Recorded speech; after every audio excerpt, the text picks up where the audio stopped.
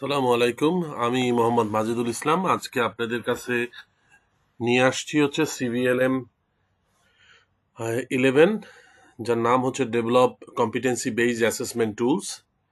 এটি অত্যন্ত গুরুত্বপূর্ণ একটি সিভিএলএম, কারণ যারা হচ্ছে আমরা শুধুমাত্র অ্যাসেসর পার্টটা দিতে যাচ্ছি, তাদের কিন্তু 1, 2, 3 এবং 11, 12 এই 5টা সিভিএলএম এ আমাদের দক্ষতা অর্জন করতে হবে।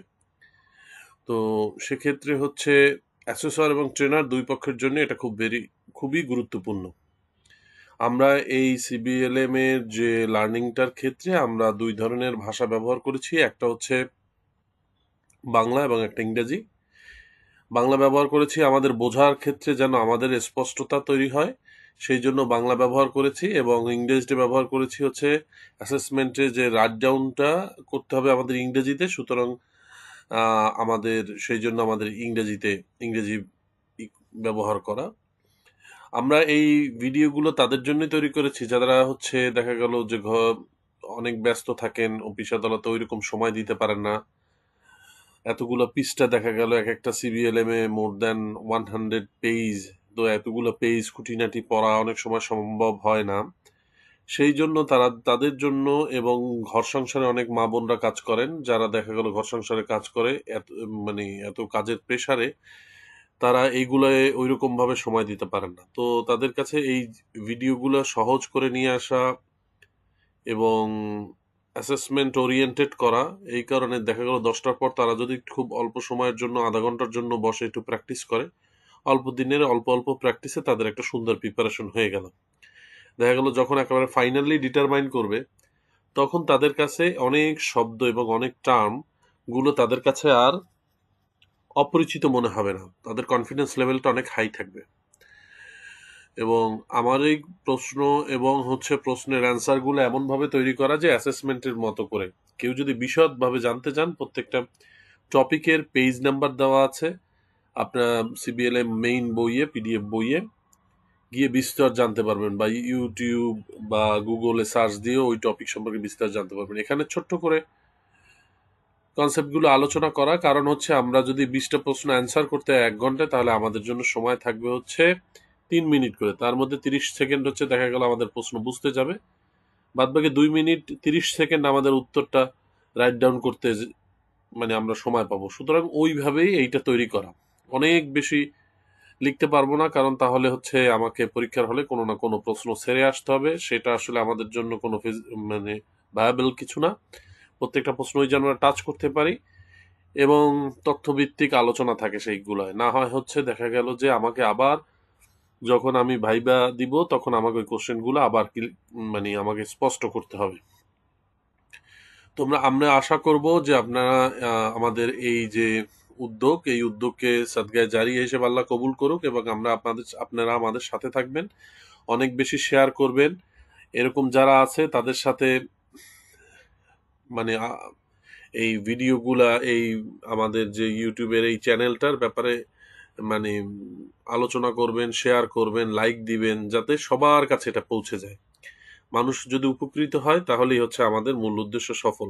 কারণ আমরা যখনই করেছি, লেভেল 4 দিয়েছি, আমরা দেখেছি অনেক কিছুই আমরা পাচ্ছিলাম না নেটে, যেটা আমাদের জন্য একটু সহজ হয়। তো আবার যারা হচ্ছে লেভেল 4 করতেছে, 4 করার পরে আর এই ফোন নিয়ে তাদের কোনো আর ওইরকম আগ্রহ থাকে না। সুতরাং নলেজটাকে যে সহজীকরণ করার সেইটার প্রক্রিয়াটা আসলে আমি ওইরকম পাচ্ছিলাম না। তো আমরা সবাই মিলে একটা উদ্যোগ নিচ্ছি যে এই জিনিসগুলোকে যতটা সহজ করা যায়, আমি আমার অবস্থান থেকে যতটুকু করার ততটুকু করেছি। ইনশাল্লাহ আল্লাহ এই আমাদের কর্মকাণ্ডকে সাদগায়ে জারি হিসেবে কবুল করবে। এখানে আমার ছোট্ট একটা প্রোফাইল দেওয়া আছে, কেউ যদি আমাকে কোনো ব্যাপারে মনে করেন যে আমাকে কোনো ব্যাপারে দরকার, তাহলে আমাকে ইমেইলে যোগাযোগ করতে পারেন। হ্যাঁ, ইমেল আইডি দেওয়া আছে। বিসমিল্লাহির রহমানির রহিম। রব্বি জিদনাল মা, রব্বি জিদনাল মা, রব্বি জিদনাল মা। রব্বি ইশরাহ লি সাদরি ওয়া ইয়াসসির লি আমরি ওয়াহলুল উকদাতাম মিন লিসানি ইয়াফকাহু কওলি।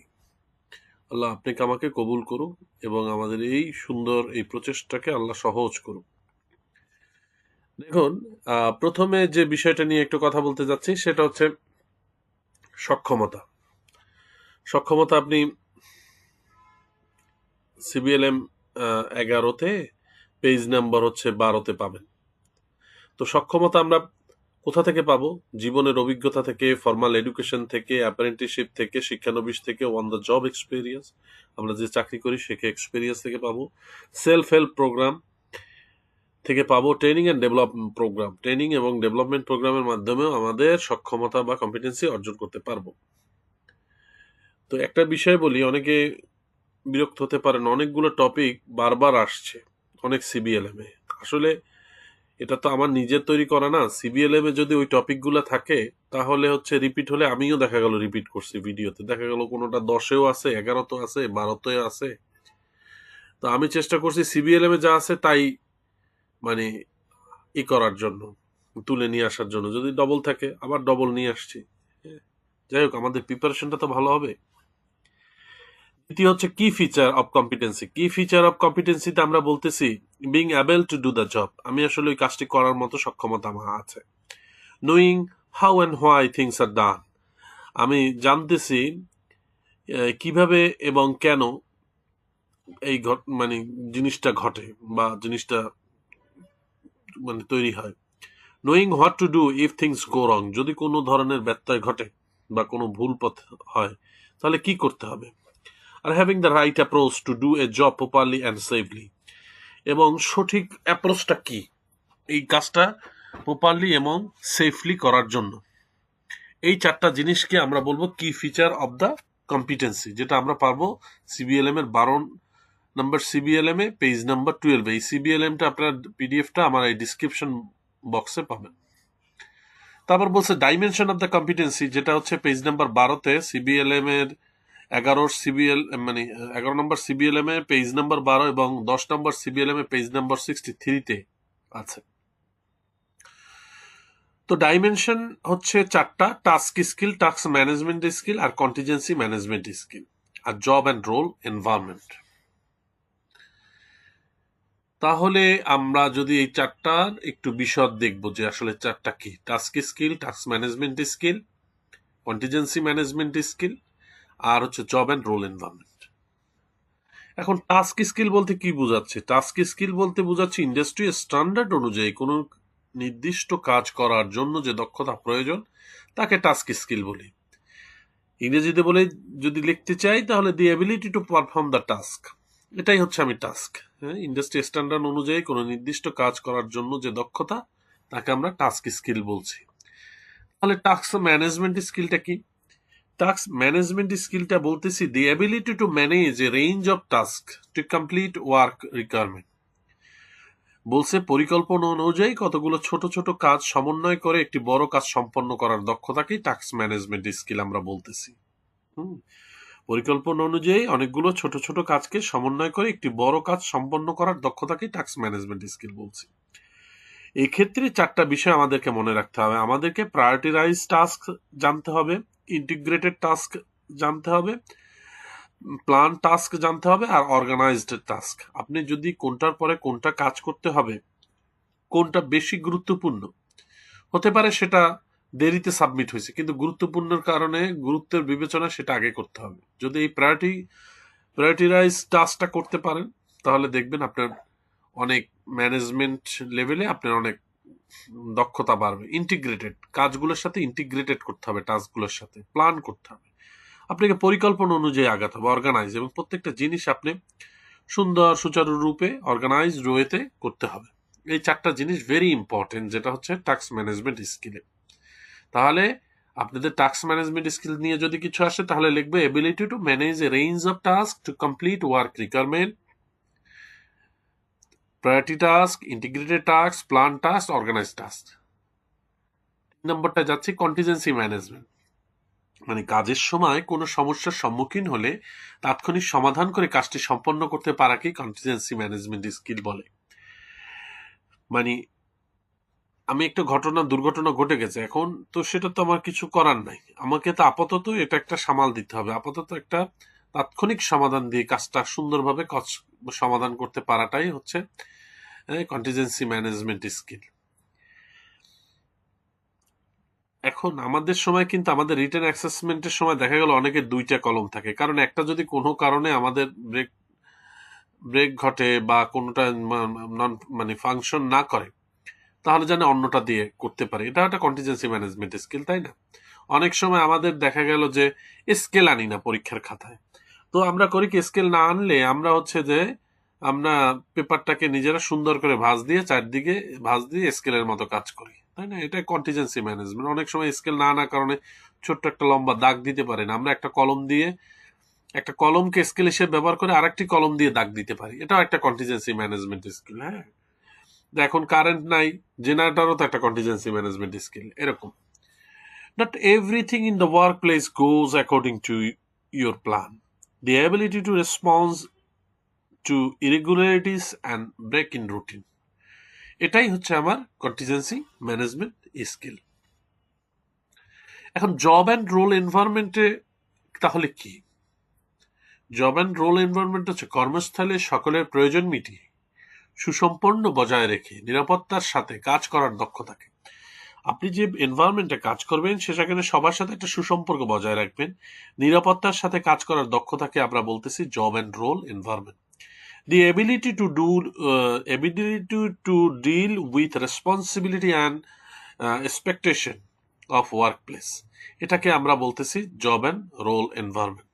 তাহলে বলতেছি কর্মস্থলে সকলের প্রয়োজন মিটিয়ে সুসম্পর্ক বজায় রেখে নিরাপত্তার সাথে কাজ করার দক্ষতাকে জব অ্যান্ড রোল এনভায়রনমেন্ট বা জব অর রোল এনভায়রনমেন্ট বলে থাকি। আপনি একটা অফিসে কাজ করবেন, সেখানে কারো একটু আপনার হেল্প দরকার হতে পারে, আপনি তাকে হেল্প করবেন না? করবেন, অবশ্যই করবেন। দেখা গেল সে একটা কাজ করতে পারতেছে না, যেটা আপনি আবার খুব ভালো জানেন, আপনি তাকে একটু দেখে শিখিয়ে দিলেন যে এইটা এইভাবে করতে হয়। হ্যাঁ, তো আবার আপনি একটু ফ্রি থাকলে তাকে একটু হেল্প করলেন, যে আমি তো এখন ফ্রি আছি, দেখো কোনো কিছু যদি হেল্প করতে পারি বলো। হ্যাঁ, তো এই যে সুসম্পর্ক, বন্ধুত্বপূর্ণ সম্পর্ক, যেটা আপনার একটা অর্জন হয়ে থাকবে, দেখবেন আপনি আর কখনো সমস্যায় পড়বেন না, কারণ আপনার সমস্যাগুলো তখন তাদের সমস্যা হয়ে যাবে। তারা আপনার মতো বন্ধুত্বপূর্ণ আচরণ দিয়ে আপনার সমস্যাগুলোকে আপনার পর্যন্ত আসতে দেবে না, তারা আপনার জীবনকে অনেক সহজ করে দেবে। আল্লাহ সবাইকে কবুল করুক এবং জব এবং রোল এনভায়রনমেন্টের গুরুত্ব বোঝার তৌফিক দান করুক। এখন এই যে ডাইমেনশন অফ কম্পিটেন্সি আর কি ফিচার অফ কম্পিটেন্সি, এই দুইটা কিন্তু মানে একই। হ্যাঁ, আমরা যদি বলি যে যা টাস্ক স্কিল, তাই তো being able to do the job. একটু চিন্তা করে দেখেন, টাস্ক ম্যানেজমেন্ট স্কিল কি? Knowing how and why things are done. এটাও তো আমরা তো জানি যে এটা কিভাবে ঘটে, কোথায় ঘটে, কোন জায়গা দিয়ে এটা চালু হচ্ছে, কোন কারণে এটা সমস্যা হচ্ছে, তার মানে কি আমি এটা পুরোটা জানি, ফাংশনটা করতেছে না কেন। হ্যাঁ, তারপর হচ্ছে contingency management skill, knowing what to do if if things go wrong. যদি এটা মানে রং হয় তাহলে কি করতে হবে সেটা আমরা জানি। আর হচ্ছে having the right approach to do the job, এটাই হচ্ছে জব অ্যান্ড রোল এনভায়রনমেন্ট। তো অলমোস্ট দুটো একই।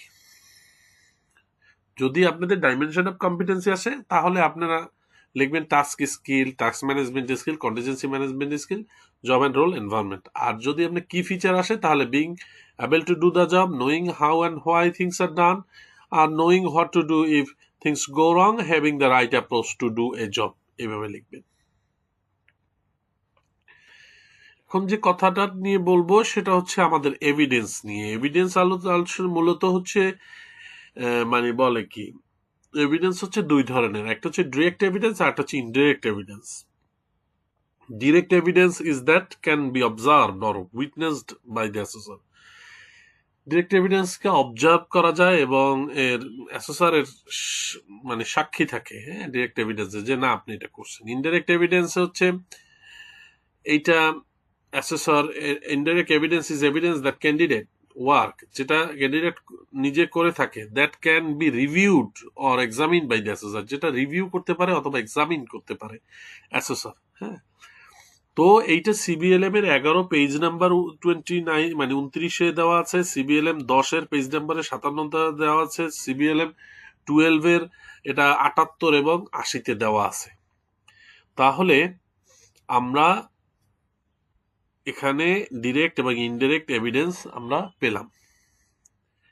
এখন ডিরেক্ট এভিডেন্স নিয়ে আমরা একটু কথা বলতে চাচ্ছি। ডিরেক্ট এভিডেন্স কি? ডিরেক্ট এভিডেন্সের মধ্যে পড়ে observation of the candidate done by the, মানে observation of the activities done by the candidate. Candidate ডেমোর সময় যে কাজগুলো করে, পারফর্ম করে, সেই পারফর্মগুলো অবজার্ভ করাটাও হচ্ছে ডিরেক্ট এভিডেন্স। ওরাল কোশ্চেনিং, যখন অ্যাসেসর যে কোশ্চেনগুলো করবে সেই কোশ্চেনগুলোর যদি উত্তর দিতে পারে বা উত্তর দিতে না পারলো, সেটাও কিন্তু তার একটা এভিডেন্স। ডেমনস্ট্রেশন, সে যে প্র্যাকটিক্যাল করে দেখালো, সেটাও কিন্তু তার একটা direct evidence. By demonstration by the training of specific skill need to complete the task, মানে সে কাজটি করতে পারলো কি পারলো না, দুইটাই তার এভিডেন্স। হ্যাঁ, evaluation of the actual product, একটা ফিনিশ প্রোডাক্ট তৈরি করে দেখালো যে না, আমি এই ফ্যানটা জোড়া লাগাতে পারলাম, এই যে ফ্যান জোড়া লাগানো, এটা একটা অ্যাকচুয়াল প্রোডাক্ট, তাই না? এটাই তো আউটপুট। তাহলে এভিডেন্সের, ডিরেক্ট এভিডেন্স সম্পর্কে ক্লিয়ার হলাম ইনশাল্লাহ। আমরা indirect evidence, review of previous work perform, আপনি যে কাজগুলো আগে করেছেন সেগুলো রিভিউ করা। Preference from previous reference from previous employer, আপনার প্রিভিয়াস যে জব করছেন বা এমপ্লয়ার, সে হচ্ছে একটা রেফারেন্স দিছে, বলছে যে না, এই ছেলে ভালো। হ্যাঁ, ভিডিও প্রেজেন্টেশন, আপনি একটা প্রেজেন্টেশন দেখালেন ভিডিও, যে বুর্জ খলিফায় আপনি এই কাজগুলো করতেছে, সেটা একটা ভিডিও। বা আপনি একটা অ্যাওয়ার্ড সেরিমনিতে অ্যাওয়ার্ড পেলেন বেস্ট স্কিল ওয়ার্কার হিসাবে, সেই ভিডিও প্রেজেন্টেশনে, সেটাও আপনার একটা ইনডিরেক্ট এভিডেন্স। ফটোগ্রাফস, আপনি সুন্দর সুন্দর কিছু অ্যাচিভমেন্টের ফটোগ্রাফ দেখালেন, বা কাজের কর্মময় জীবনে ফটোগ্রাফ আপনাকে রিপ্রেজেন্ট করবে যে আপনি এই সম্পর্কে ভালো জানেন বা দক্ষতা আছে। রিটেন টেস্ট আন্ডারপিনিং নলেজ, আপনি যে রিটেন টেস্টটা দিলেন সেটা কিন্তু ইনডিরেক্ট এভিডেন্স। তাহলে মনে রাখবেন, আমার রিটেন টেস্ট হচ্ছে ইনডিরেক্ট এভিডেন্স, ভাইভা ওরাল হচ্ছে আমার ডিরেক্ট এভিডেন্স, ডেমো হচ্ছে ডিরেক্ট এভিডেন্স। এটা একটু স্পেশাল ভাবে মনে রাখতে হবে। এভিডেন্স অফ ট্রেনিং, আমার যদি ট্রেনিং করা থাকে এই বিষয়গুলোর উপর, তাহলে তো আমার ওই বিষয় সম্পর্কে একটা ভালো ধারণা আছে, এটাও আমাকে রিপ্রেজেন্ট করে, তাই না? Testimonial or reports from employers, প্রশংসাপত্র বা রিপোর্ট এমপ্লয়ারের পক্ষ থেকে, সেটাও আপনাকে প্রমাণ করে যে আপনি মানে কাজ ভালো জানেন। তাহলে এগুলো সব পড়বে আমার ইনডিরেক্ট এভিডেন্সের মধ্যে। এখন আমি যে বিষয়টা নিয়ে কথা বলতেছি সেটা হচ্ছে rules of evidence. Rules of এভিডেন্সটা আপনারা দেখতেছেন সিবিএলএম 11 30 নম্বর পেজে, সিবিএলএম 10 57 নম্বর পেজে, সিবিএলএম 12 78 এবং 84 নম্বর পেজে আছে। রুলস অফ এভিডেন্স হচ্ছে আমার 6টা: valid, current, sufficient, authentic, consistent আর recent. Valid, current, sufficient, authentic, consistent and recent.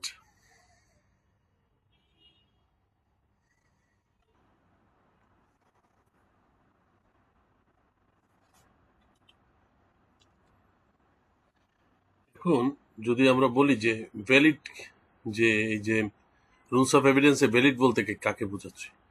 Valid বলতে আমাদের যেটা বোঝানো হচ্ছে সেটা হচ্ছে current version of the standard. এটা আমার যে এভিডেন্সটা থাকতে হবে সেটা কারেন্ট ভার্সন অফ স্ট্যান্ডার্ড থাকতে হবে, মানে সাথে রিলেটেড থাকতে হবে। Thus the evidence related to the elements and performance criteria in the standard, এই এভিডেন্সটা যদি এলিমেন্ট অ্যান্ড পারফরমেন্স ক্রাইটেরিয়া স্ট্যান্ডার্ডের সাথে রিলেটেড থাকে, তাহলে সেটা হচ্ছে আমরা তাকে ভ্যালিড বলবো।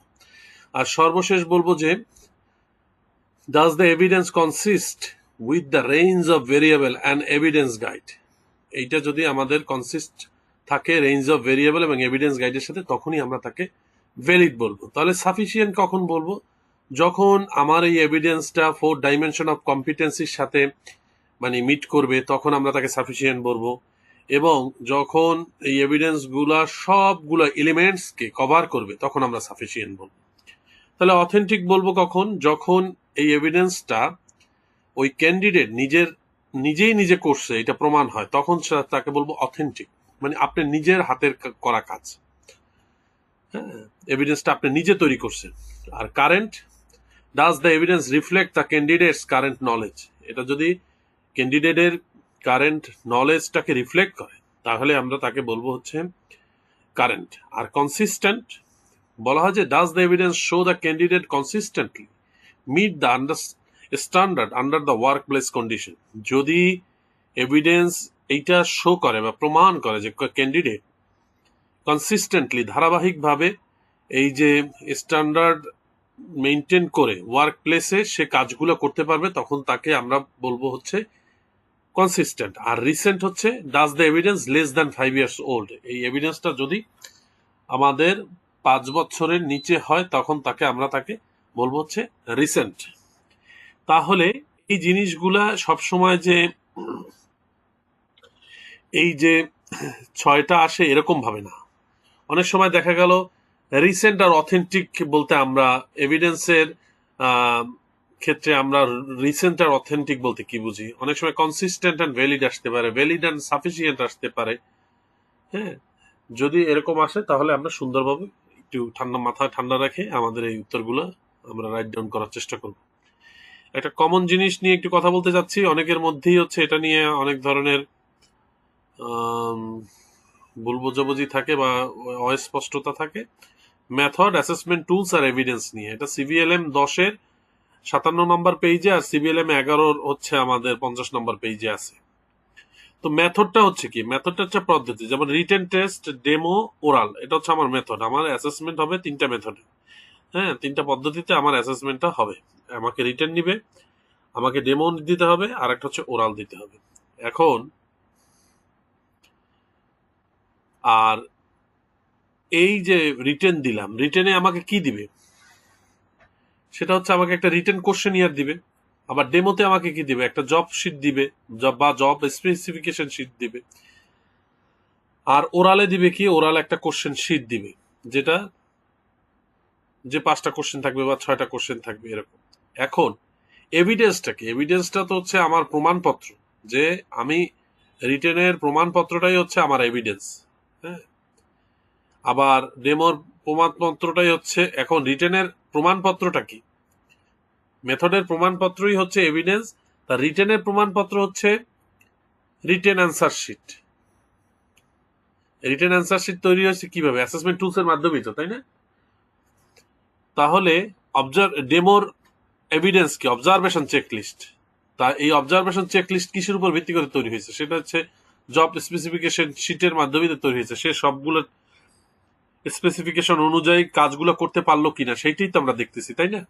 আর ওরালে হচ্ছে অ্যান্সার শিট, যে কোশ্চেনগুলো করা হলে সেই কোশ্চেনগুলো সে সঠিক উত্তর দিতে পারলো কিনা, বা কয়টা ভুল করলো, কয়টা সঠিক করলো। হ্যাঁ, তাহলে এভিডেন্স হচ্ছে আমার প্রমাণপত্র। কিসের? আমার সক্ষমতার একটা প্রমাণপত্র, এই যে মেথডের এগেনস্টে।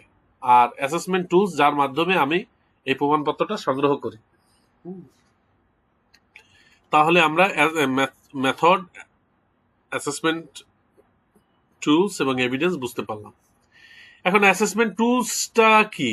অনেকে আলাদাভাবে অনেক সময় কোশ্চেন আসে যে assessment tools are known as evidence gathering tools. এটা এভিডেন্স গ্যাদারিং একটা tools, contain both instrument and the instruction for gathering and interpreting evidence। এটার মাধ্যমে আমাদের হচ্ছে এভিডেন্স গুলোকে গ্যাদার করা হয়। হ্যাঁ, ইনস্ট্রাকশন মাধ্যমে, ইনস্ট্রুমেন্টের মাধ্যমে এবং ইন্টারপ্রিটিং এর এভিডেন্সকে ইন্টারপ্রিটিং করে।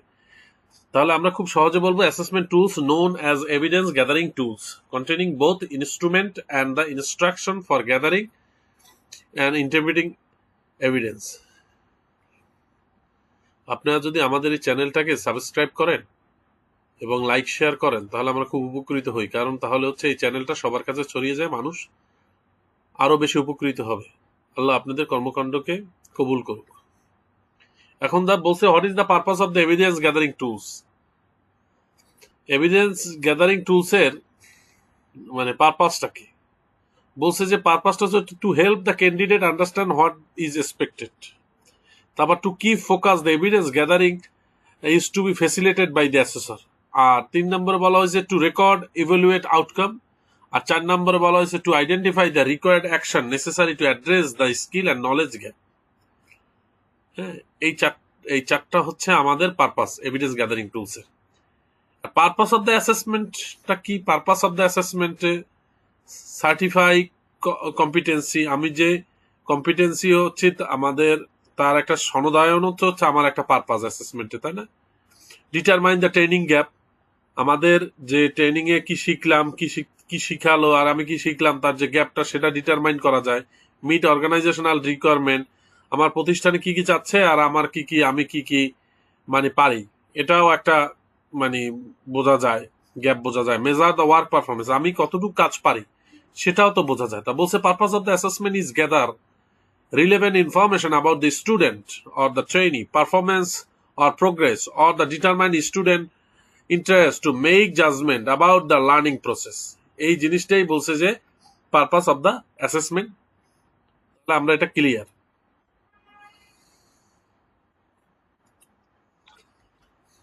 এখন বলছে যে principal of the assessment, principal of the assessment হচ্ছে আমার চারটা, একটা ভ্যালিড, আর একটা রিলায়েবল, আর একটা ফ্লেক্সিবল, আর একটা হচ্ছে ফেয়ার।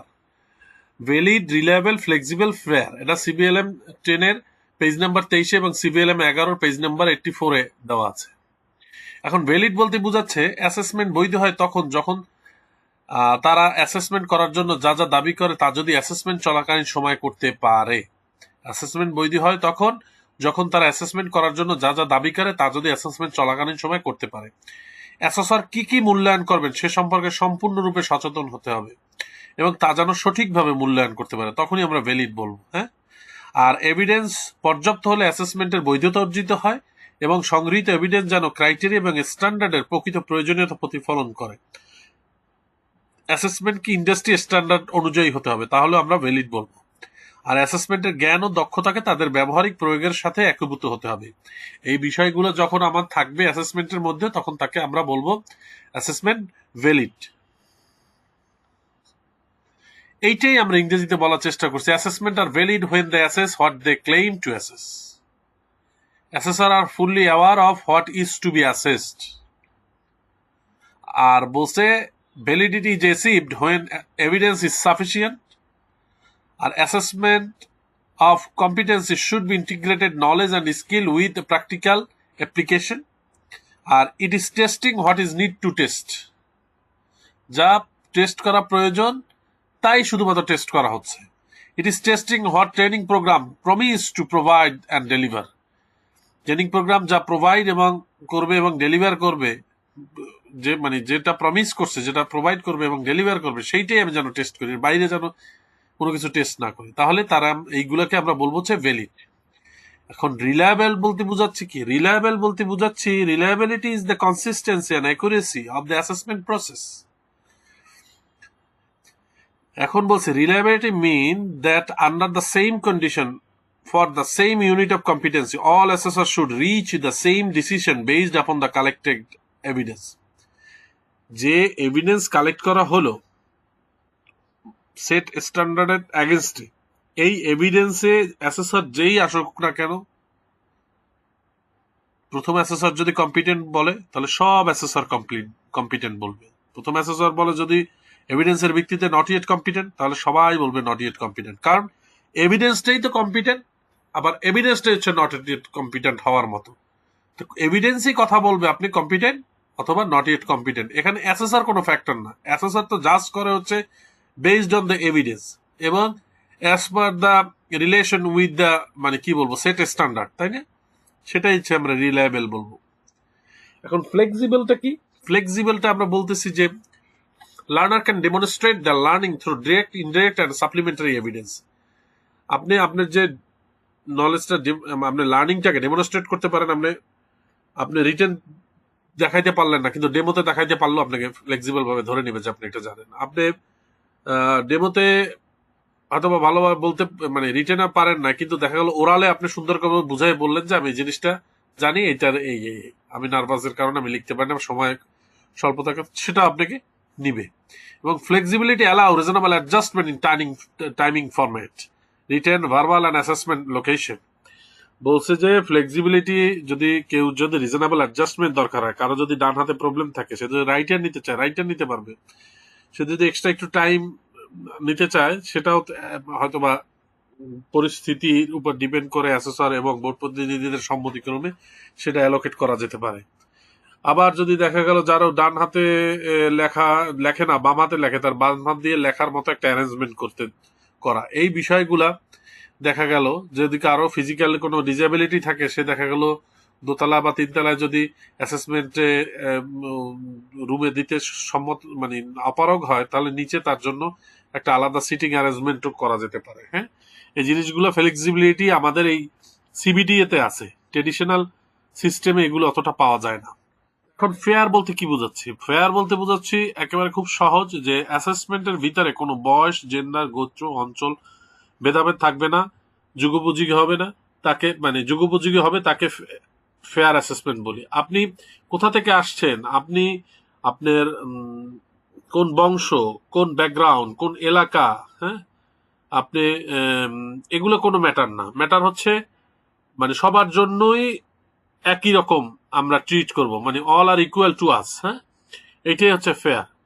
আর একটা কিছু বলছে যে প্রসেস মাস্ট বি ট্রান্সপারেন্ট। এই যে আমাদের অ্যাসেসমেন্ট প্রসেসটা, এটা অবশ্যই ট্রান্সপারেন্ট, স্বচ্ছ হবে, and with the accessible appeal, এবং আপিলের সুযোগটা থাকতে হবে। হ্যাঁ, তাকে আপিলের সুযোগ, সে যদি আপনার রায়ে সন্তুষ্ট না হয়, সে যেন আপিল করতে পারে। হ্যাঁ, what is reasonable adjustment in CBTA? আমরা সিবিটিএ রিজনেবল অ্যাডজাস্টমেন্ট সম্পর্কে একটু জানার চেষ্টা করব। কারো বিশেষ সমস্যা থাকলে তার সমাধান করে সকলকে সমান সুযোগ প্রদানের মাধ্যমে, সকলকে সমান অ্যাসেসমেন্টে অংশগ্রহণ করানোর মাধ্যমে সর্বোচ্চ ফলাফল বের করে আনার জন্যই রিজনেবল অ্যাডজাস্টমেন্ট করা হয়। যেমন কারো বাম হাতে লেখার অভ্যাস থাকলে তার জন্য আলাদা ডেস্ক চেয়ারের ব্যবস্থা করা, বা দেখা গেল কারো হুইল চেয়ার আছে, তার জন্য র্যাম্পের মানে অ্যারেঞ্জমেন্ট থাকে অনেক জায়গায়, যেন সে উঠতে পারে। হ্যাঁ, বলছে reasonable adjustment allows people with disability equality of opportunity in the work place. হ্যাঁ, ইকুয়াল অপরচুনিটি ক্রিয়েট করা ওয়ার্ক প্লেসে এই রিজনেবল অ্যাডজাস্টমেন্ট, যে সেও সবার মতো এই অ্যাসেসমেন্টের সুযোগটা পাবে, তাই না? Reduce and eliminate any kinds of obstacle that disable people in workplace where it is reasonably do so. যেটা যতটুকু করা সম্ভব সেই বাধাটুকু আপনি মানে কমাতে হবে অথবা দূর করে ফেলতে হবে ডিসেবল পিপলের জন্য ওয়ার্ক প্লেসে, তার সক্ষমতা সে শো যেন করতে পারে সবার জন্য, তার জন্য যেন এইটা ডিসেবিলিটি যেন কোনো বাধা হয়ে না দাঁড়ায়। এখন বলছে reasonable adjustment is something that can help to prevent or reduce any disadvantage being faced by disable person. Disable হওয়ার কারণে যে ধরনের ডিফিকাল্টিজ ফেস করে, ডিসঅ্যাডভান্টেজ ফেস করে, সেটা একেবারে রিডিউস করবে অথবা প্রিভেন্ট করবে, একেবারে প্রতিরোধ করবে। হ্যাঁ, সেইটার কথা বলছে যে রিজনেবল অ্যাডজাস্টমেন্টের মাধ্যমে সেটা প্রতিরোধ অথবা হ্রাস করা হয়। এখন রিজনেবল অ্যাডজাস্টমেন্টের উদাহরণগুলো কি? Note taking support, providing wheelchair ramps, automatic door, তারপর বলছে মোর লাইটিং, ক্লিয়ার সাইন, হ্যাঁ, wide door accessible toilet with low basin, wider doorway. হ্যাঁ, দেখা গেল হুইল চেয়ার নিয়ে ঢুকতে গেলে বড় দরজা দরকার, সেই জন্য দেখা গেল অনেক চওড়া দরজা আছে, অনেকে বেশি আলো, অনেকে চোখে কম দেখে, অ্যাসেসমেন্ট গুলো বা ক্লাসগুলো এমন জায়গায় হয় যে পর্যাপ্ত আলোর ব্যবস্থা আছে। হ্যাঁ, অটোমেটিক ডোর আছে, আমরা বসুন্ধরায় গেলে দেখি যে বড় বড় মার্কেটে দরজা অটোমেটিক খুলে যায়, সুতরাং তাকে কষ্ট করে দরজাটা খুলতে হয় না। হুইল চেয়ার র্যাম্প, আপনারা দেখবেন বড় বড় হসপিটালে এবং বড় বড় ভালো ভালো প্রতিষ্ঠানে র্যাম্পের ব্যবস্থা করা হয় এক্সেস দেওয়ার জন্য বিভিন্ন ফ্লোরে, বা লিফটও থাকে। হ্যাঁ, লিফটও এক ধরনের রিজনেবল অ্যাডজাস্টমেন্ট অনেক সময়। কমিউনিকেশনের সাপোর্ট দেওয়া হয়, অ্যাক্সেসেবল ক্লাসরুম দেওয়া হয়। হ্যাঁ, যদি আমাদের এরকম কিছু থাকে তাহলে দেখা গেল আমাদের নিচের ফ্লোরে আমরা ক্লাসরুম গুলো করলে ভালো হয়। ইউজ ল্যাপটপ ফর অ্যাসেসমেন্ট, ক্যান্ডিডেটকে ল্যাপটপ দেওয়া হলে অ্যাসেসমেন্টের জন্য, তাহলে দেখা গেল যে ওই যে অনেক সময় তাদের ব্যবহার করতে সুবিধা হয়। আর্গোনমিক চেয়ারের ব্যবস্থা করা, ইউজ অ্যাসেসিভ টেকনোলজি আর ইন্টারপ্রেটার, এইগুলো হচ্ছে রিজনেবল অ্যাডজাস্টমেন্টের উদাহরণ। এতগুলো তো আমাদের প্রত্যেকটা জিনিস আপনি মনে রাখবেন, 3-4টা লিখতে পারলেই বোঝা যাবে যে আপনি এটার সাথে পরিচিত। তাদের জন্য আপনি রিজনেবল অ্যাডজাস্টমেন্ট করবেন। ক্যান্ডিডেট ফ্রম দ্য রুরাল বা রিমোট এরিয়া, যারা রিমোট এবং প্রত্যন্ত অঞ্চল থেকে আসছে তাদের জন্য। ক্যান্ডিডেট উইথ ডিসএবিলিটি, যাদের আছে ডিসএবিলিটি আছে তাদের জন্য। Candidate with low level of education, যাদের শিক্ষার লেভেল খুবই কম, তাদের জন্য। আর রিসেন্ট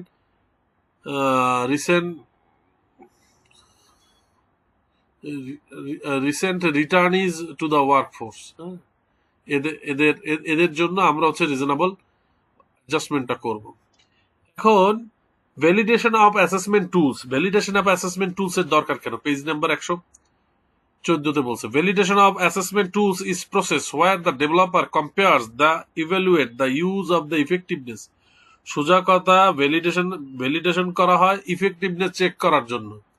এই অ্যাসেসমেন্ট টুলসটা ঠিক আছে কিনা, এটা দিয়ে কাজ চলবে কিনা, সেই জন্য ভ্যালিডেশন করা হয় of the assessment method, procedure and decision. এই ভ্যালিডেশনের মাধ্যমে সিদ্ধান্ত নেওয়া হয় যে এটায় কোনো ধরনের চেঞ্জ আনার দরকার আছে কিনা, বা এটা সাফিসিয়েন্ট কিনা, বা এটা সাফিসিয়েন্ট না। এই সিদ্ধান্তগুলো আসা হয় যে এর ইফেক্টিভনেস নিয়ে। This can be applied to the wide range of assessment, যেটা আপনি ওয়াইড রেঞ্জ অফ অ্যাসেসমেন্টে যাওয়ার আগে আপনি এই অ্যাসেসমেন্ট টুলস এর ভ্যালিডেট করে আপনি চেক করতে পারবেন এর ইফেক্টিভনেসটা। এখন কার্স কপিটা দেওয়ার উদ্দেশ্য হচ্ছে সিভিল এম 11 পেজ নাম্বার 94-এ অনেক সময় অ্যাসেসর আপনার এই একটা কার্স কপি দিয়ে দেয়। এটা বিটিবির কার্স, এনএসডি এর কার্স কিন্তু আর এক রকম। হ্যাঁ, এনএসডি এর কার্স আলাদা। তো যেটাই হোক, এই কার্স কপিটা দিয়ে বলে যে আপনি একটু একটা ক্যান্ডিডেটকে একটু কম্পিটেন্ট করেন তো। আবার একটা কার্স কপি দিয়ে বলে যে আপনি একটা ক্যান্ডিডেটকে নট ইয়েট কম্পিটেন্ট করেন। হ্যাঁ, মানে আপনি কম্পিটেন্ট এবং নট ইয়েট কম্পিটেন্ট করতে গেলে কোন কোন জায়গাগুলো টিক দিতে হয়, বেসিক পার্ট থেকে কোথায় কোথায় সিগনেচার করতে হয়, হ্যাঁ, কিরকম ভাবে ফিল আপ করতে হয়, এটা যেন আপনি জানেন। এখন আমি এখানে দুইটা কপি দিলাম। একটা হচ্ছে প্রথমটা আমি হচ্ছে কম্পিটেন্ট করলাম, দ্বিতীয়টাকে নট ইয়েট কম্পিটেন্ট করলাম। তো ফিল আপ করে দিলাম যাতে আপনাদের জন্য সুবিধা হয়। আমার আশা থাকবে যে আপনারা এই স্লাইডটার একটা স্ক্রিনশট নিয়ে কোথাও দিয়ে ব্ল্যাঙ্ক কোনো এটা প্রিন্ট করে আপনারা নিজেরা আবার এটা পূরণ করার চেষ্টা করবেন। দুই একবার প্র্যাকটিস করলেই আপনাদের এই কার্স কপি ফিল আপ করতে আর কোনো ধরনের অস্পষ্টতা তৈরি হবে না। অবজারভেশন চেকলিস্টটা কি?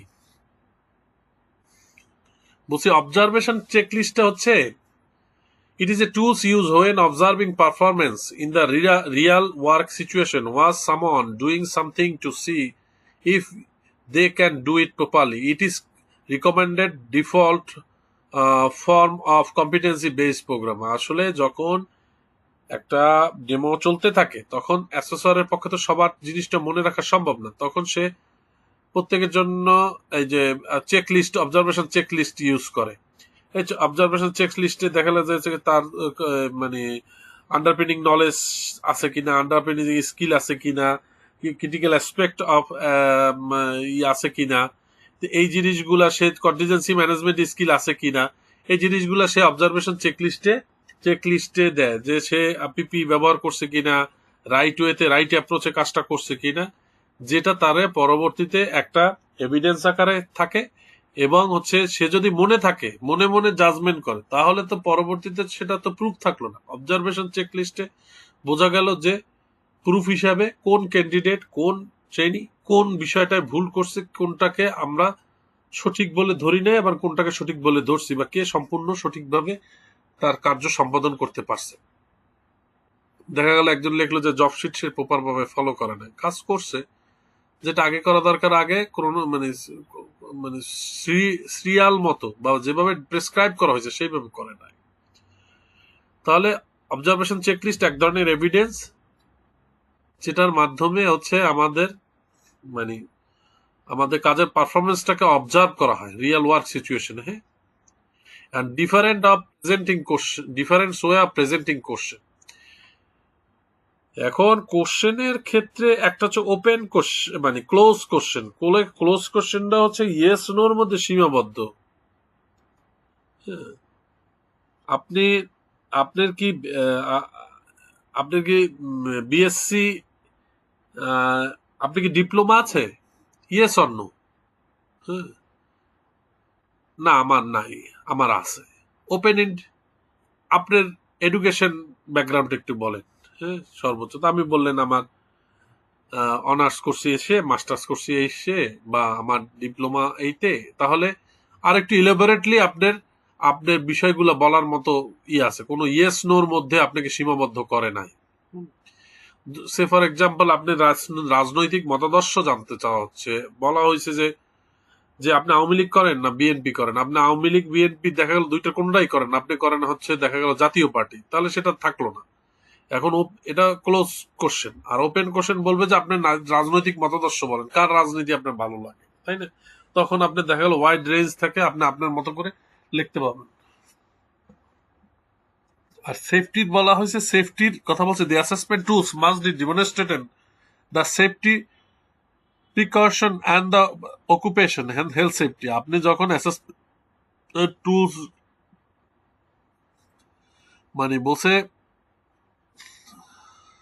অ্যাসেসমেন্ট টুলস গুলো ডেমনস্ট্রেট দ্য সেফটি, আপনি যখন অ্যাসেসমেন্ট টুলস গুলো ব্যবহার করবেন তখন অবশ্যই সেফটির বিষয়গুলো মানে গুরুত্ব দিবেন, যেন ট্রেনিরা যে সেফটি যেন ব্যবহার করে এবং সেফটির গুরুত্ব নিয়ে আপনার মানে তাদের যেন ধারণা আছে কিনা এগুলো চেক করা। আর কস্ট ইফেক্টিভনেস হচ্ছে this is the comparison of the relative of the cost and the outcomes.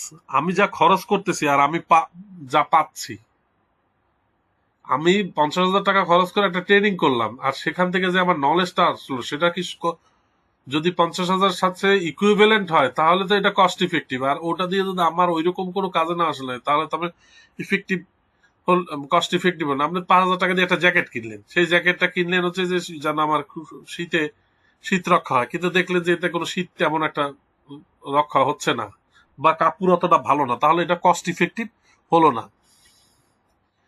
Pilot testing কি বলছে? Pilot testing is preliminary testing test or study conducted before a large scale. Pilot testing is an important step in the development of a test. মানে মূলত বিষয়টা হচ্ছে আপনি বড় আকারে large আকারে স্কেলে স্টাডিতে যাওয়ার আগে একটা কস্ট ইফেক্টিভ অ্যাপ্রোচে ছোট্ট একটি অংশের মধ্যে আপনি পাইলটিং করার মাধ্যমে আপনার পুরো মেথড বা পুরো প্রসেসের ইফেক্টিভনেসটা আপনি চেক করে নিতে পারেন। তাহলে হচ্ছে কি, আপনি ওখান থেকে শুধরে গেলেন, আপনি ওই জিনিসগুলোর মধ্যে যে ফাইন্ডিংস গুলো আসলো, যে রিকমেন্ডেশন গুলো আসলো, যে মানে পজিটিভ যে মানে ফাইন্ডিংস গুলো আসলো, সেইগুলো আপনি মানে বড় স্কেলে যাওয়ার আগে সেগুলো ইনকর্পোরেট করে সেগুলো শুধরে আপনি লার্জ স্কেলে গেলেন। লার্জ স্কেলে গেলে তার আপনার আরো মানে মানে শুধরানোর সুযোগ নাই তা না, কিন্তু ঘটনা যে সেটা একটা ব্যাপক পরিসর হয়ে গেল। হ্যাঁ, হ্যাঁ। তো এই জন্য পাইলট টেস্টিং এর মাধ্যমে আমরা ছোট্ট করে আমরা দেখলাম যে যে কোথায় কি আমার এটা ফাংশন করে কিনা। আমি অনুরোধ করবো আপনাদেরকে, আপনারা আমাদের চ্যানেলটা যদি সাবস্ক্রাইব করেন, লাইক দেন, শেয়ার দেন, এবং আমাদের যে বিষয়গুলো উন্নতি করতে পারবো সেগুলো কমেন্টসে লেখেন, এবং আর অন্যদেরকেও এই ব্যাপারে শেয়ার করেন, তাহলে আমাদের জন্য অনেক এই জিনিসটা টিবেটটাকে অনেক সহজ হয়ে যাবে মানুষের কাছে। টিবেটটা আমরা সহজভাবে উপস্থাপনের চেষ্টা করছি। এখন ট্রেডিশনাল ট্রেনিং এবং হচ্ছে কম্পিটেন্সি বেসড ট্রেনিং এর মধ্যে একটা পার্থক্যর কথা বলা হয়। হ্যাঁ, এখন আপনি নর্মালি দেখেন ট্রেডিশনাল ট্রেনিংটা কি? ট্রেডিশনাল ট্রেনিংটা হচ্ছে কন্টেন্ট বেস। হ্যাঁ, এখানে কন্টেন্ট থাকে। আর কম্পিটেন্সি বেসড ট্রেনিংটা যে কম্পিটেন্সি বেস, তাই না? আমাদের ট্রেডিশনাল টাইম বেস, এটা হচ্ছে পারফরমেন্স বেস। টাইমের চাইতে আমাদের পারফরমেন্সকে গুরুত্ব দেওয়া হয়। হ্যাঁ, গ্রুপ বেস। হ্যাঁ, এখানে হচ্ছে আপনার ট্রেডিশনাল হচ্ছে গ্রুপ বেস, একসাথে মানে 50 জন ছাত্র আপনার পরীক্ষা দিতেছে, একসাথে 50 জন ছাত্র রেজাল্ট দিতেছে, এর বিষয়টা এখানে না। এখানে ইন্ডিভিজুয়াল পেস্ট, ইন্ডিভিজুয়ালি পেস্ট, মানে এটা হচ্ছে ইন্ডিভিজুয়াল মানে আপনি একজন একজন করে আপনাকে কাজটা দেখাবে। গ্রুপ নিডস, হ্যাঁ, প্রত্যেকের গ্রুপে সবার প্রয়োজন। এটা ইন্ডিভিজুয়াল নিডে আপনি ইন্ডিভিজুয়ালের যদি ফিডব্যাক দরকার ইন্ডিভিজুয়াল দিবেন, ইন্ডিভিজুয়ালরে যে দেখাই দেওয়া দরকার হয় ইন্ডিভিজুয়াল দেখবেন। প্রত্যেকের তুলনায় প্রত্যেকে আলাদা। ইন্ডিভিজুয়ালি এখানে প্রত্যেকটা ক্যান্ডিডেট এখানে আলাদা করে গুরুত্ব পায়। ডিলেড ফিডব্যাক, ট্রেডিশনালে আপনার ওইরকম ফিডব্যাকের অ্যাপ্রোচ নাই, থাকলে অনেক পরে। হ্যাঁ, আর কম্পিটিশন সিবিটিএ তে হচ্ছে কি সাথে সাথে ফিডব্যাক দিচ্ছে যে আপনি যে আপনার সব ঠিক আছে, কিন্তু আপনি টাইপিং একটু স্লো, আর একটু ফাস্ট হলে মনে হয় আপনার কর্মক্ষেত্রে আরো এটা অনেক বেটার আপনি আউটপুট পাবেন। যা করছেন তাতে সমস্যা নাই, কিন্তু আরেকটু ভালো হলে মনে হয় আরেকটু ভালো হয়, বা আপনার বানানগুলো যদি একটু শুধরে নিতে পারেন তাহলে হচ্ছে হ্যাঁ সুবিধা। আর হচ্ছে কোর্স আউটলাইন ওরিয়েন্টেড। হ্যাঁ, কোর্স আউটলাইন ওরিয়েন্টেড, মানে এখানে কোর্সগুলা আউটলাইন ওরিয়েন্টেড থাকে আর এখানে মডিউলার ফরম্যাটেড থাকে। সিবিটিএ তে হচ্ছে আমাদের যে কোর্সগুলো থাকে সেটা মডিউল থাকে, মডিউল 1, মডিউল 2, মডিউল 3। হ্যাঁ, তাহলে আমরা এইগুলা শর্ট করে 6টার মধ্যে 4টা লিখতে পারলেও হবে। Content base, competency base, time base, performance base, group base, individual base, group need, individual need, delayed feedback, immediate feedback, course outline oriented, module oriented. এটা আমরা সুন্দর করে লিখতে, এটা একটা কমন কোশ্চেন প্রায় আসে যে ট্রেডিশনালের সাথে কম্পিটেন্সি বেস ট্রেনিং এর পার্থক্যটা কি।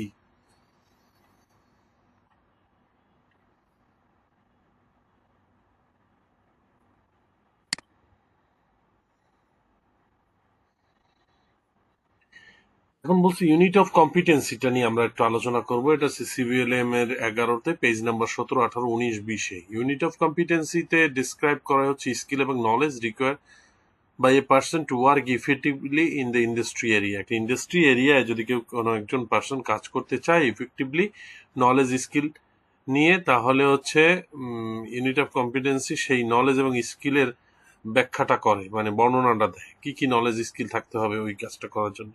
তো এখন ওইটা বলছে যে আমাদের এখানে 8টা জিনিস আছে: unit code, unit title, nominal hour আছে, ইউনিট ডিসক্রিপ্টর আছে, এলিমেন্ট অফ কম্পিটেন্সি আছে, পারফরমেন্স ক্রাইটেরিয়া আছে, রেঞ্জ অফ স্টেটমেন্ট আছে, এভিডেন্স গাইড আছে, অ্যাক্রিডিটেশন রিকোয়ারমেন্ট আছে। এই 8টা জিনিস, এটা আমাদের 8টা একেবারে মুখস্থ করে ফেলতে হবে। এবং আমি আজকে চেষ্টা করব আমার লেভেল বেস কতটুকু সুন্দরভাবে আপনাদেরকে স্পষ্টভাবে জিনিসটা বোঝানো যায়। Unit code and unit title, nominal hour, unit descriptor, element of competency, performance criteria, range statement, evidence guide, accreditation requirement. Also, unit of competency provide a comprehensive framework for defining, teaching, and assessing the skills and knowledge required in various job roles and industries. By the detailing each component, they ensure a structured and transparent approach to vocational education and training. Unit of competency বিভিন্ন কাজের ভূমিকা এবং শিল্প কারখানাতে কাজের প্রয়োজনীয় দক্ষতা এবং জ্ঞান নির্ধারণ, শিক্ষা ও মূল্যায়নের জন্য একটি বিস্তৃত কাঠামো প্রদান করে। প্রতিটি উপাদানের বিস্তারিত বিবরণ দ্বারা বৃত্তিমূলক শিক্ষা বা প্রশিক্ষণের জন্য একটি কাঠামোগত এবং স্বচ্ছ পদ্ধতি নিশ্চিত করে। তাহলে আমরা বুঝতে পারলাম যে কাজের ভূমিকা এবং শিল্প কারখানায় কাজের যে প্রয়োজনীয় দক্ষতা এবং জ্ঞান সেটা নির্ধারণ করে। হ্যাঁ, এখন ইউনিট অফ কম্পিটেন্সি বেশ কয়েকটি উপাদান নিয়ে গঠিত যা ব্যক্তির সক্ষমতা মূল্যায়নের জন্য একটি বিস্তৃত কাঠামো নিশ্চিত করে। তাহলে ইউনিট অফ কম্পিটেন্সিতে আমরা পেলাম কয়টা? 8টা হচ্ছে জিনিস পেলাম, এগুলোর ব্যাখ্যা আমরা করব। Unit code and title. A unit alphanumerical identifier assigned to each unit of competency. This code helps in easy reference and categorization within training and qualification framework. Our unit title বলছে a concise and descriptive name that clearly indicates the scope and focus of the unit. বলছে unit code কি? প্রত্যেকটা ইউনিটের কিন্তু একটা unit code আছে, তাই না? ইউনিট কোড হলে একটা প্রত্যেকটা ইউনিট বা কম্পিটেন্সির জন্য নির্দিষ্ট একটা আলফা নিউমেরিক্যাল সংকেত। এই কোড প্রশিক্ষণ বা যোগ্যতার কাঠামোর মধ্যে সহজ রেফারেন্স বা শ্রেণী বিভাগে সহায়তা করে। আর ইউনিট শিরোনাম কি? ইউনিট শিরোনাম হলে একটি সংক্ষিপ্ত বর্ণনামূলক নাম যা স্পষ্টভাবে ইউনিটের ব্যাপ্তি এবং ফোকাসকে নির্দেশ করে। দেখেন, আমাদের যে এইখানে যে ইউনিট আছে, ইউনিট কোড আমরা যদি work effectively in Bangladesh Tibet sector, এটা হচ্ছে আমার কি ইউনিট টাইটেল। তাহলে ইউনিট কোড কি? এইটা ইকুইভ্যালেন্ট কিন্তু এইটা ইকুইভ্যালেন্ট এইটা, মানে বিটিভিতে এইটাও বিটিভিতে এই এই কোডটা ইউনিট কোডটা মানে হচ্ছে work effectively within Bangladesh Tibet sector. হ্যাঁ, এটুক তো আমরা মোটামুটি ক্লিয়ার। এই জায়গায় 12টা দেখেন, 12টা সিভিএলএম এর বলছে, 12টা সিভিএলএম 12টা আলাদা ইউনিট কোড আছে, 12টা সিভিএলএম এর আলাদা নাম আছে। যেমন এই যে develop competency base assessment tools আজকে যেটা আমরা পড়াচ্ছি সেটা TVTASL 403A1, এটা হচ্ছে তার কোড। এখন নমিনাল আওয়ার কি? It refers to estimated amount of time required for a learner to achieve the outcomes of the unit. Nominal hour include time spent on direct instruction, practice, assessment, and any additional study or practice required to achieve competency. They serve as a guideline for the course scheduling and resource allocation. বলছে কি, nominal hour হলো একজন শিক্ষার্থীর কোনো একটি ইউনিটের ফলাফল নির্ণয়ের জন্য প্রয়োজনীয় সময়। এই সময় অনুমানের ভিত্তিতে নির্ধারণ করা হয়ে থাকে। সাধারণত কোর্সের সময়সূচি এবং প্রয়োজনীয় সরঞ্জামাদি বরাদ্দ জন্য নির্দেশিক হিসেবে কাজ করে। হ্যাঁ, এটা কি, ইউনিটের ফলাফল নির্ণয়ের জন্য প্রয়োজনীয় সময়। এই সময় অনুমানের ভিত্তিতে নির্ধারণ করা হয়ে থাকে এবং সাধারণত কোর্সের সময়সূচি, প্রয়োজনীয় সরঞ্জামাদি বরাদ্দের জন্য একটি নির্দেশিক হিসেবে কাজ করে। দেখেন, work effectively within Bangladesh sector আপনাকে 40 ঘন্টা পড়াবে। নমিনাল আওয়ার 40 ঘন্টা। আশা করা হয় 40 ঘন্টায় এই জিনিসটা আপনাকে ডেলিভারি করলে নমিনাল আওয়ারে আপনার জন্য এটা এনাফ। যেমন সিবিটিএ হচ্ছে 20, আর ওএইচএস হচ্ছে 15 ঘন্টা, আর আইসিটি হচ্ছে 45 ঘন্টা, মেইনটেন্স ট্রেনিং ইকুইপমেন্টে 15 ঘন্টা, এরকম। আজকে যেটা পড়াচ্ছি যে 11 number develop competency base assessment tools, সেটার জন্য অ্যালোকেট সময় হচ্ছে 40।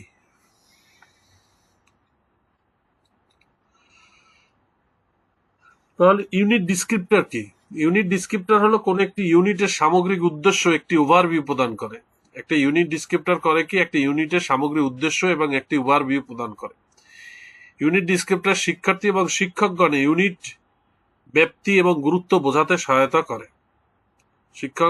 শিক্ষার্থী এবং শিক্ষকগণদের ইউনিটে ব্যাপ্তি এবং গুরুত্ব বোঝাতে সাহায্য করে। কাদেরকে? শিক্ষার্থী এবং শিক্ষকগণদেরকে সাহায্য করে কি বোঝাতে? ইউনিটের ব্যাপ্তি এবং গুরুত্ব বোঝাতে সাহায্য করে। এবং একটি ইউনিটের সামগ্রী এবং উদ্দেশ্য একটি ওভারভিউ প্রদান করে। তাহলে বলছে কি, the unit descriptor provide an overview of the unit's content and purpose. It outlines the key outcomes, the relevance of the unit within the industry, and how it contributes to the broader qualification framework. This descriptor helps the learner and educators understand the scope and the significance of the unit.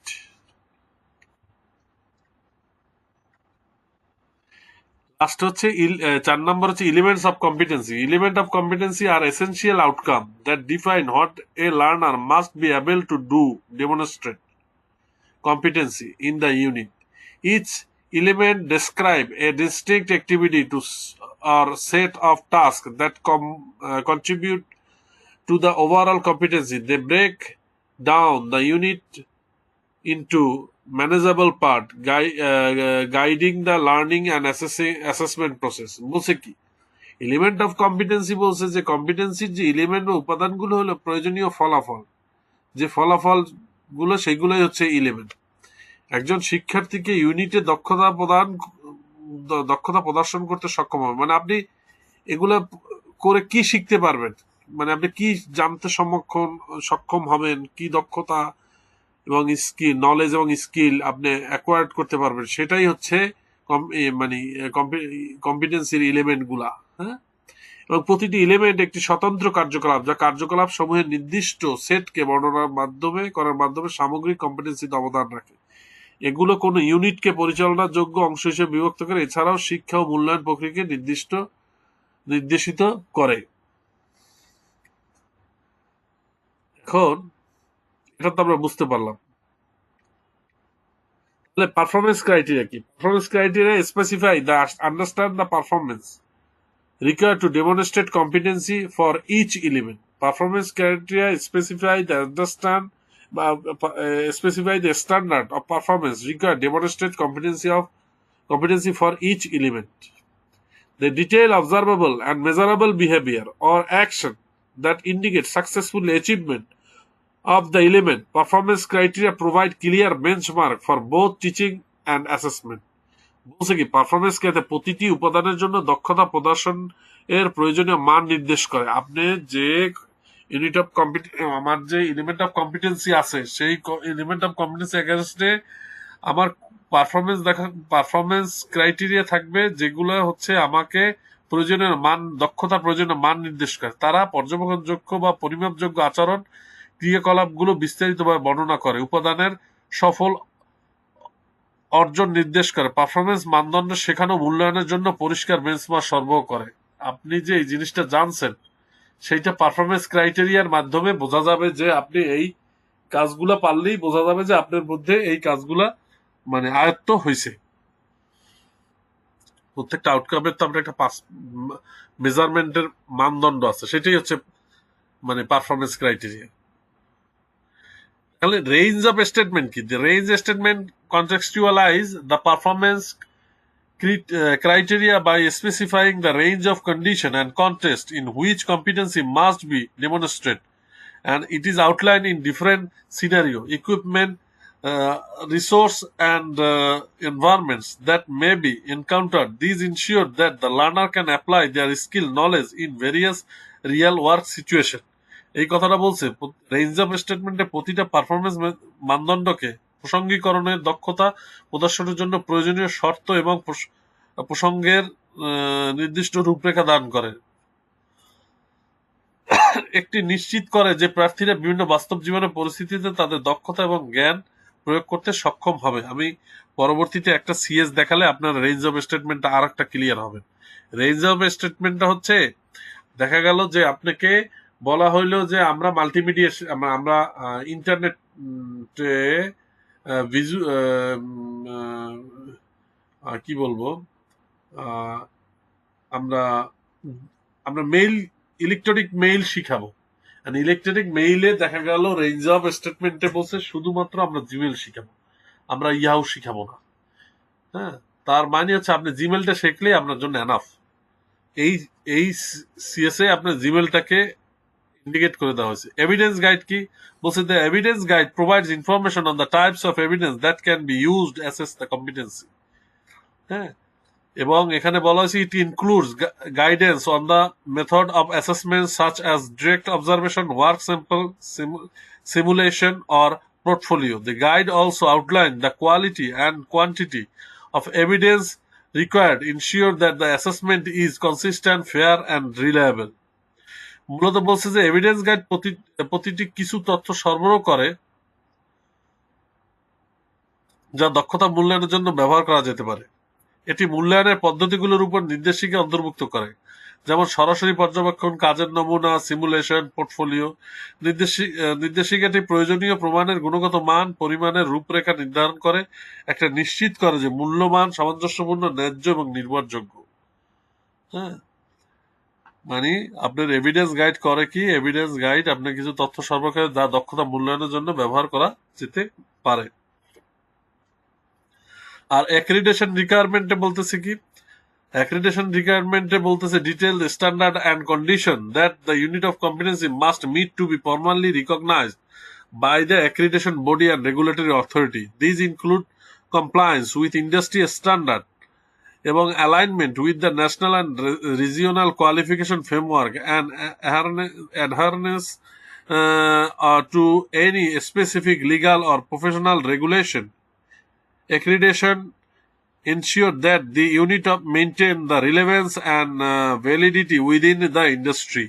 বলছে একটা অনুমোদনকারী সংস্থা বা নিয়ন্ত্রণ কর্তৃপক্ষ দ্বারা আনুষ্ঠানিকভাবে স্বীকৃত হতে কিছু প্রয়োজনীয় কাগজপত্র, দক্ষতা প্রদর্শন করতে হয়। ইউনিট অফ কম্পিটেন্সির জন্য প্রয়োজনীয় সেই মান, শর্তাবলী, অ্যাক্রিডিটেশন রিকোয়ারমেন্ট। আপনার বিটিবিতে অ্যাপ্লাই করতে গেলে কোনো কোর্সের জন্য বিটিবির আপনার রেজিস্ট্রেশন থাকতে হবে না? তাহলে সেটা আপনার অ্যাক্রিডিটেশন ডকুমেন্ট।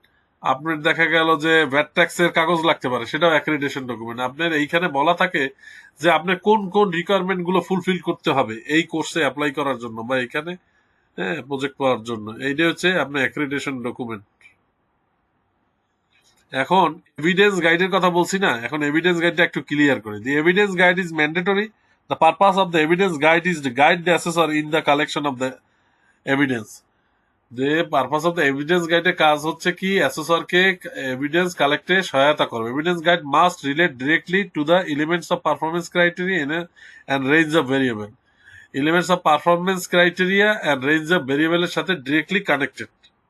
বলছে evidence guide is A part of competency standard. এটা তো আমরা বুঝতে পারছি যে এটা কম্পিটেন্সি স্ট্যান্ডার্ডের একটা part, which serve as a guide in the assessment of the unity of competency in the workplace training environment. It provides guidance on assessing performance criteria and variable range specific to each unit, adding effective assessment in the practical setting. মানে আমার যে evidence গাইডটা তৈরি করতে হবে, এই evidence গাইডটা অবশ্যই আমাদের CS এর একটা পার্ট, এটা সার্ভ করবে অ্যাজ এ গাইড হিসেবে, সার্ভ করবে অ্যাসেসমেন্ট প্রসেসে পুরো ইউনিট অফ কম্পিটেন্সি, যেটা হচ্ছে আমার performance criteria, variable range specific to the each unit, adding effective assessment in practical settings. এটা বলছে। তাই আমার এভিডেন্স গাইডে হচ্ছে 7টা সেকশন আছে। একটা critical aspect competency, underpinning knowledge, underpinning skill, required attitude, resource implication, method of assessment, contest of assessment. Critical aspect বলতে বোঝাচ্ছে describe the assessment requirement in the unit of competency. Critical aspect of competency standard are vital element that define the core requirement. Critical aspect of competency বলতেছে যে core requirement, এই CS এর under এটা core requirement, এটা আপনাকে জানতেই হবে, হ্যাঁ, এই জব রোলের ক্ষেত্রে ইফেক্টিভ পারফরমেন্সের জন্য। They may help streamline training and assessment process by focusing on the most impactful skill and knowledge, যেটা আপনাকে অবশ্যই জানতে হবে। এরিয়াজ ইনশিওরিং দ্য ইন্ডিভিজুয়াল, হ্যাঁ, are well prepare to meet demand of their role. এই critical aspect of competency যদি আপনাকে না থাকে, তাহলে আপনি কখনোই কম্পিটেন্ট হইতে পারবেন না। দেখা গেল যে আপনি পিপির ব্যবহার জানেন না, পিপির সম্পর্কে আপনার কোনো ধারণা নাই, এটা ক্রিটিক্যাল অ্যাসপেক্ট অফ কম্পিটেন্সি, তাহলে আপনাকে কম্পিটেন্ট করবে না। ক্রিটিক্যাল অ্যাসপেক্ট অফ কম্পিটেন্সির মধ্যে আছে কি দেখেন, এটা কিন্তু সিএস থেকে নেওয়া। Standard OHS policy, safe operating procedure, OHS policy সম্পর্কে জানতে হবে, অপারেশন প্রসিডিউর জানতে হবে। ফলোড সেফটি সাইন স্যাম্বল, আপনি সেফটি সাইন স্যাম্বলই জানেন না। পার্সোনাল প্রোটেক্টিভ ইকুইপমেন্ট সম্পর্কে জানেন না। Maintain work place clear and tidy জানেন না। Assess the control hazard, followed the emergency procedure, followed the contingency measure. এখন আপনি যখন কন্টিজেন্সি মেজার জানবেন না, তখন ধরে নেবে, জিজ্ঞেস করলো যে কোনো কারণে যে আপনার স্টার স্ক্রু ড্রাইভারটা ভেঙে গেছে, তাহলে কাজ করবে কি দিয়ে? তাহলে আপনি বললেন যে আমি কাজ করবো হচ্ছে টেস্টার দিয়ে। বা আপনি বললো যে আপনার র্যামের স্লটটা ভেঙে গেছে, তাহলে এখানে কাজ করবেন কিভাবে? বললো যে আমার র্যামের তো 2টা স্লট থাকে, প্রথমটা ভেঙে গেলে দ্বিতীয়টা আমি কাজ করবো। এই যে কন্টিজেন্সি মেজার আপনার আছে, আপনি কম্পিটেন্ট হবেন এখানে যদি কোনো কম্প্রোমাইজ নাই। আন্ডারপিনিং নলেজ হচ্ছে সোজা কথা মাস্ট নো নলেজ, আপনাকে যেটা জানতে হবে, অবশ্যই জানতে হবে যে নলেজটা। যেমন define occupational health safety, define করতে, ওয়ার্ক সেফটি প্রসিডিউর জানতে হবে, এমার্জেন্সি প্রসিডিউর জানতে হবে, ডিফারেন্ট টাইপস অফ হ্যাজার্ড জানতে হবে, পিপি জানতে হবে এবং তাদের ব্যবহার, এইগুলা সম্পর্কে আপনার জ্ঞান থাকতে হবে। সেটাই হচ্ছে আন্ডারপিনিং মাস্ট। আর আন্ডারপিনিং স্কিল হচ্ছে must skill, must know skill. যেমন হ্যান্ডেলিং পিপি, আপনার এই দক্ষতা থাকতে হবে কিভাবে পিপি পড়তে হয়, কিভাবে পিপি খুলতে হয়। কমিউনিকেশন স্কিল, আপনি একজন টিচার, আপনাকে কমিউনিকেশন স্কিল থাকতে হবে, আপনাকে প্রেজেন্টেশন স্কিল থাকতে হবে, আপনাকে রাইটিং রিপোর্ট করতে হবে। আপনি কমিউনিকেশন করতে না পারলে আপনি কি করবেন, তাই না? হ্যাঁ, আপনাকে handling cleaning tools and equipment, এই স্কিলগুলো আপনাকে থাকতে হবে। দেখেন, আমি একটা উদাহরণ দিই সবসময়, যে আপনি যদি গাড়ির ড্রাইভার হন, তাহলে পিছনের চাকায় কত তাপ প্রেসার থাকবে এবং সামনের চাকায় কতটুকু থাকবে, এটা আপনাকে জানতে হবে, মাস্ট। এটা আপনি মাস্ট, এটাই আপনার আন্ডারপিনিং নলেজ। এখন কোনো চাকা লিক হয়ে গেছে, এখন আপনার চাকাটা যদি চেঞ্জ করতে পারেন, সেটা হচ্ছে আন্ডারপিনিং স্কিল। কারণ সবসময় আপনার ড্রাইভার থাকবে না। দেখা গেল আপাতত বিপদ থেকে বাঁচার জন্য স্পেয়ার চেয়ারটাকে খুলে এইখানে লাগিয়ে এইটাকে কোনো একটা গ্যারেজে কাছাকাছি নিয়ে যেতে হবে, এই যে এই লিকটা সারানোর জন্য। তো এটাই হচ্ছে আপনার আন্ডারপিনিং স্কিল। হ্যাঁ, আপনি রান্নার ক্ষেত্রে দেখা গেল আপনি ডিম্পোজ করতে পারেন না, এটা তো আন্ডারপিনিং স্কিল হইল না। আপনি ভাতটা রাখতে হবে, এটা বেসিক স্কিল। হ্যাঁ, চা করতে পারে না, বেসিক স্কিল। হ্যাঁ, আবার চা করতে গেলে কি কি লাগে, সেটা হচ্ছে আন্ডারপিনিং নলেজ, যে পানি লাগে, চিনি লাগে, চা পাতা লাগে। হ্যাঁ, রিকার্ড অ্যাটিটিউড বলছে কি, your attitude determine your action, your action determines your accomplishment, John Maxwell বলছে। আপনি কাজটা পাবেন হচ্ছে আপনার নলেজ এবং স্কিলের দিয়ে, আর কাজটা টিকাই রাখবেন হচ্ছে অ্যাটিটিউডের মাধ্যমে। আপনি কাজটাকে কোনো শ্রদ্ধাবোধ দেয়, ওই কাজ আপনাকে কিছু দিবে না। আপনাকে honesty, duty, responsibility, promptness, environmental concern, eagerness to learn, tidiness, timeliness, respect to peers and senior in the work place. আপনি সিনিয়রদেরকে সম্মান করতে জানতে হবে, এটা একটা অ্যাটিটিউড, তাই না? তারপর পরিষ্কার পরিচ্ছন্নতা রাখতে হবে, শেখার আগ্রহ থাকতে হবে। আপনি যেখানে ইচ্ছা সেখানে দেখা গেল ওয়েস্টেজ গুলো ফেলে দিলেন, এনভায়রনমেন্টের কোনো গুরুত্ব দিলেন না, তাহলে এটা হবে না। আপনাকে রাইট টাইমে অফিসে আসতে হবে, হ্যাঁ, অফিসের যে প্রসিডিউর গুলো আছে, রুলস রেগুলেশন গুলো, সেগুলো মানতে হবে। এগুলো হচ্ছে রিকোয়ার্ড অ্যাটিটিউড।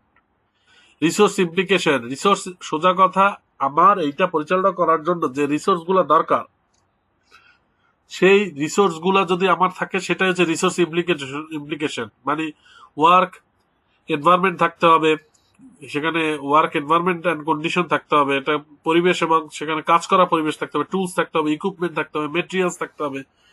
আপনি রিসোর্স ইমপ্লিকেশন না থাকলে কি প্র্যাকটিক্যাল করাবেন কি দিয়ে, তাই না? কাজগুলো করতে লাগবে না? লাগবে। কন্টেস্ট অফ অ্যাসেসমেন্ট, বইতে বলছে যে কন্টেস্ট অফ অ্যাসেসমেন্ট বলছে যে competency assessment must be done by the NSDA accredited assessment center. এই যে অ্যাসেসমেন্ট আমরা কন্ডাক্ট করব, সেটা তো এনএসডিএ কর্তৃক স্বীকৃত একটা সেন্টারে হতে হবে, তাই না? এবং এই অ্যাসেসরকে এনএসডিএ সার্টিফাইড অ্যাসেসর হইতে হবে। এইটাই বলছে কন্টেস্ট অফ অ্যাসেসমেন্ট। একটু ডিটেল ভাবে বলতে গেলে আমরা বলবো যে আপনি মানে কোন মুডে, মানে কোন মুডে ট্রেনিং হয়েছে, অনলাইন না সশরীরে? বললো যে আমাদের সশরীরে। তাহলে আরটিও মুডে হলে কতদিনের ট্রেনিং হয়েছে? আমরা বললাম যে এটা আমাদের 10 দিনের ট্রেনিং হয়েছে। তাহলে কেন আপনার মানে কে অ্যাসেসমেন্টটা নিবে? সে একজন নিবে যে সে এনএসডিএ সার্টিফাইড অ্যাসেসর। এই জিনিসগুলাই হচ্ছে কন্টেস্ট অফ অ্যাসেসমেন্ট। হ্যাঁ, পারপাস অফ দ্য অ্যাসেসমেন্ট ও কন্টেস্ট অফ অ্যাসেসমেন্টের মধ্যে পারে। Relation between competency standard and learning activities, এটাও কন্টেস্ট অফ অ্যাসেসমেন্টের মধ্যে পড়ে। এখন আমি একটা আপনাদেরকে সিএস খুলে দেখাচ্ছি।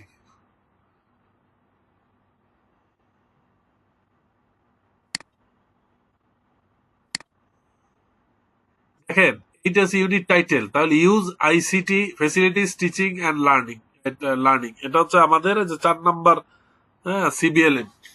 তাহলে আমরা এটার টাইটেল পাইলাম। তাহলে ইউনিট কোড কি? ইউনিট ডিসক্রিপ্টর কি?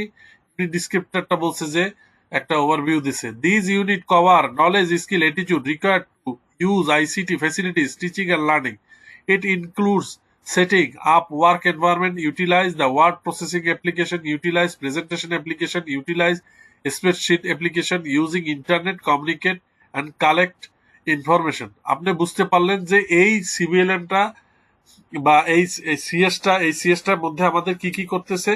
আমাদের সিএস এর মধ্যে করাবে সে কি ওয়ার্ড শিখাবে, এক্সেল শিখাবে, পাওয়ার পয়েন্ট শিখাবে, কমিউনিকেশন শিখাবে, কিভাবে ইন্টারনেট ইউজ করতে হয় সেইগুলো শিখাবে। আমার এখানে কোডিং শিখাবে না, এখানে আমাকে সফটওয়্যার বানানো শিখাবে না। আমি মোটামুটি একটা ধারণা পেলাম। নমিনাল আওয়ার কথা বলছি, নমিনাল আওয়ার কত? 45 ঘন্টা। তাহলে এই কোর্সটা আমাকে 45 ঘন্টা শিখতে হবে। তাহলে এটা অ্যালোকেট করা থাকে, যদি 5 ঘন্টা বা 3 ঘন্টা করে করে থাকে বা 5 ঘন্টা করে করে থাকে, তাহলে 9 দিনে আমার এই কোর্সটা কমপ্লিট হবে, কথার কথা। হ্যাঁ, এখন এলিমেন্ট অফ কম্পিটেন্সি বলছে কি? এলিমেন্ট অফ কম্পিটেন্সিতে দেখেন, এখানে সেট আপ ওয়ার্ক এনভায়রনমেন্ট আছে, ইউটিলাইজ ওয়ার্ক প্রসেসিং অ্যাপ্লিকেশন আছে, হ্যাঁ, ইউটিলাইজ প্রেজেন্টেশন অ্যাপ্লিকেশন আছে, use internet communication and collect information আছে। এইটা বলছে যে এলিমেন্ট অফ কম্পিটেন্সির উপাদানগুলো। পারফরমেন্স ক্রাইটেরিয়া, এই যে সেট আপ ওয়ার্ক এনভায়রনমেন্টের মধ্যে আপনি বলছে কি কি পারফরমেন্স ক্রাইটেরিয়া গুলা বলছে। Relevant ergonomic requirement, PC and device requirement are checked and connected as per requirement. Software requirement are defined. Folder and file are created, open, move, copy, rename, delete as per the job requirement. আপনি এগুলা পারেন কিনা? File, folder open করা, move করা, copy করা, rename করা, delete করা।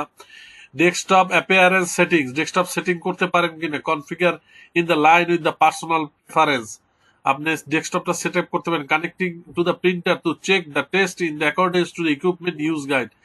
আপনার গাইড অনুযায়ী আপনি প্রিন্টারের সাথে কানেক্ট করতে পারেন কিনা, নেমিং দ্য শোরিং ডকুমেন্ট আর ইউটিলাইজ, এই কথাটা বলছে। এখন দেখেন এই যে পারফরমেন্স ক্রাইটেরিয়া, এইটার পারফরমেন্স ক্রাইটেরিয়া গুলা এই।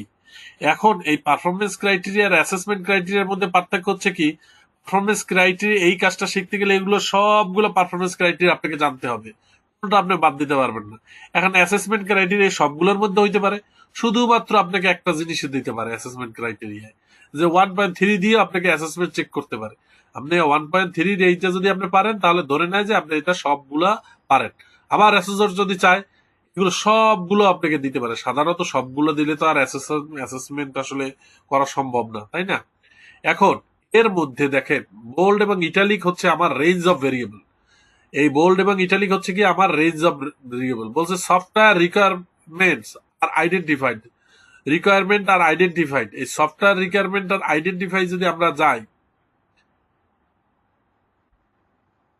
রিকোয়ারমেন্ট এই দেখেন সফটওয়্যার রিকোয়ারমেন্টের মধ্যে বলছে কি, operating system, antivirus software, Microsoft office, open office, browser, internet, এই সফটওয়্যার গুলো আমার জানতে হবে। আমার আরো হাজার হাজার সফটওয়্যার আছে, এগুলো জানার দরকার নাই। তেমন তেমন আর কোনো মানে আমি যদি ডেস্কটপ অ্যাপিয়ারেন্স সেটিং এ আমি ব্যাকগ্রাউন্ডটা জানবো, কালার জানবো, থিম জানবো, ফন্ট জানবো, টাস্কবার, এই কয়টা।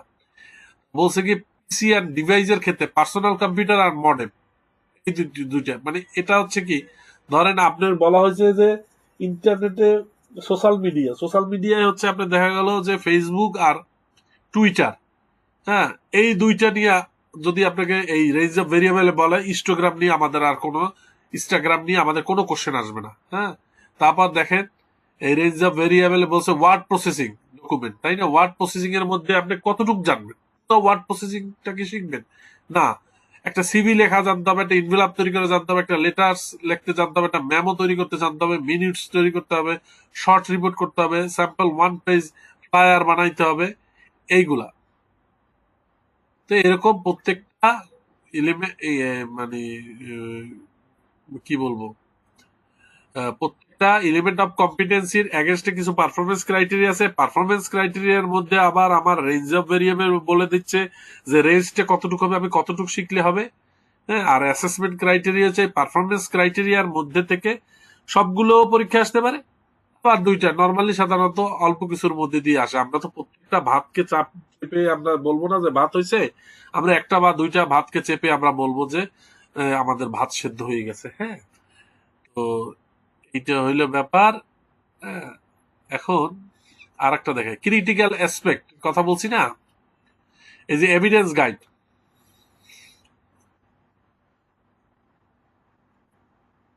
এভিডেন্স গাইডের ক্ষেত্রে কি বলছে, এভিডেন্স গাইডের ক্ষেত্রে ক্রিটিক্যাল অ্যাসপেক্ট অ্যারেজ আর্গোনমিক রিকোয়ারমেন্ট, এটা কিন্তু ক্রিটিক্যাল অ্যাসপেক্ট, এটা আপনাকে জানতে হবে। ক্রিয়েট ওয়ার্ড প্রসেসিং ডকুমেন্ট, এটা আপনি যদি না পারেন সাথে সাথে নট ইয়েট কম্পিটেন্ট, কারণ ক্রিটিক্যাল অ্যাসপেক্টস এর মধ্যে পড়ছে। Applied document layout and formatting, আপনি যদি লেআউট এবং ফরম্যাটিং করতে না পারেন বাদ। ক্রিয়েট প্রেজেন্টেশন স্লাইড, আপনি যদি প্রেজেন্টেশন স্লাইড করতে না পারেন নট ইয়েট কম্পিটেন্ট।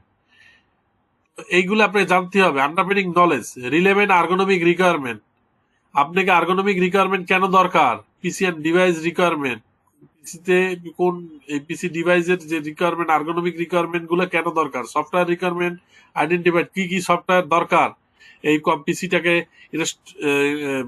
ঠিক করার জন্য, এগুলো আপনি জানতে হবে। ফোল্ডার ফাইল ম্যানিপুলেশনটা জানতে হবে। ইউজ ওয়ার্ড প্রসেসিং এটা জানতে হবে। এগুলো যদি আপনি না জানেন তাহলে আপনার আন্ডারস্ট্যান্ডিং নলেজ নাই। আন্ডারস্ট্যান্ডিং স্কিল কি, প্রিন্টিং ডকুমেন্ট, আপনার একটা ডকুমেন্ট প্রিন্ট করার স্কিল থাকবে না, আর যদি প্রিন্ট করতে না পারেন কন্ট্রোল পি চেপে, তাহলে তার সামনে ডকুমেন্ট মানে স্কিলটাই নাই। সেভিং ডকুমেন্ট, একটা ডকুমেন্ট তৈরি করলেন সেটা সেভ করতে পারবেন, সেই স্কিলটা থাকতে হবে না। ক্রিয়েটিং প্রেজেন্টেশন স্লাইড, এটা স্কিলটা থাকতে হবে, তাই না? এরকম ইউজিং ক্লাউড স্টোরেজ ফেসিলিটিস, এইগুলো হচ্ছে আন্ডারপিনিং স্কিল। এটা কিন্তু এই সিএস এর আন্ডারে, তাই না? এটা সিএস টু সিএস ভিন্ন হয়। রিকোয়ার্ড অ্যাটিটিউড কি বলছে, commitment occupational safety and health, আপনাকে দায়বদ্ধ থাকতে হবে অকুপেশনাল সেফটি এবং হেলথ সম্পর্কে। এনভায়রনমেন্টাল কনসার্ন, পরিবেশকে আপনাকে, আপনার কালির দেখা গেল আর্টিস্টটা শেষ হয়ে গেল, ফালাই দিলেন এমন একটা জায়গায় পুকুরের মধ্যে, পুকুরের মাছগুলো দেখা গেল মারা গেল, এরকম করা যাবে। টাইডিনেস, কাজ শেষে কম্পিউটার বন্ধ করে রাখতে হবে, আপনি পরিষ্কার পরিচ্ছন্ন রাখতে হবে, সময় মতো আসতে হবে, সময় মতো যাইতে হবে, তাই না? কাজ শেষ করে যাইতে হবে, লাইট ফ্যান বন্ধ করে যাইতে হবে, সিপিইউ গুলো বন্ধ করে যাইতে হবে। eagerness টু লার্ন, আপনি কোনো কিছু না পারলে শেখার আগ্রহ থাকতে হবে। promptness to carry out the activities, দেখা গেল যে কাগজ নাই, দ্রুত দেখা গেল কাগজ নিয়ে আসতে হবে প্রিন্টারে বা কোনো একটা সমস্যার সমাধান করার জন্য প্রম্পটনেস থাকতে হবে। Sincere, honest, duty and responsibility, আপনি যে দায়িত্বর প্রতি আপনি সিনসিয়ার থাকবেন, অনেস্ট থাকবেন। রিসোর্স ইমপ্লিকেশন, কি দরকার, কম্পিউটার হার্ডওয়্যার দরকার, এবং একটা কম্পিউটার হার্ডওয়্যার দরকার না, কিবোর্ড, মাউস এবং মনিটর, সিপিইউ দরকার। Facilities, relevant accessories of the computer. Consumable materials to perform activities require teaching aid and learning materials, এগুলো রিসোর্স না থাকলে কাজ করবো কি দিয়া? Method of assessment, method of অ্যাসেসমেন্টের বলতে বোঝাচ্ছি আমার হচ্ছে রিটেন টেস্ট, ডেমো, ওরাল আর পোর্টফোলিও। হ্যাঁ, হ্যাঁ, আমাকে এই মেথড অফ অ্যাসেসমেন্টের মধ্যে আমার সাধারণত এই রিটেন হয়, ডেমো হয়, ওরাল হয়, পোর্টফোলিও সাধারণত হয় না। হ্যাঁ, হইলে পোর্টফোলিও। পোর্টফোলিওটা কি? পোর্টফোলিওটা হচ্ছে আপনি যে প্রিভিয়াস যে কাজগুলো করছেন তার কিছু ডকুমেন্ট, যেমন অ্যাওয়ার্ড পাইছে সেটা হচ্ছে আপনার একটা অ্যাচিভমেন্ট, আপনি কোথাও একটা ট্রেনিং করছেন সেটাও একটা পোর্টফোলিও হইতে পারে, আপনি কোথাও বুর্জ খলিফায় কাজ করছেন সেটা একটা ছবি ভিডিও হইতে পারে, তাই না? কন্টেস্ট অফ অ্যাসেসমেন্ট, এই কথাই বললাম যে বিটিবি সার্টিফাইড অ্যাসেসর হইতে হবে। এটা যদি এনএসডি এর পরীক্ষা হয় তাহলে এনএসডি সার্টিফাইড অ্যাসেসর হইতে হবে, NSD certified accredited training centre হইতে হবে। হ্যাঁ,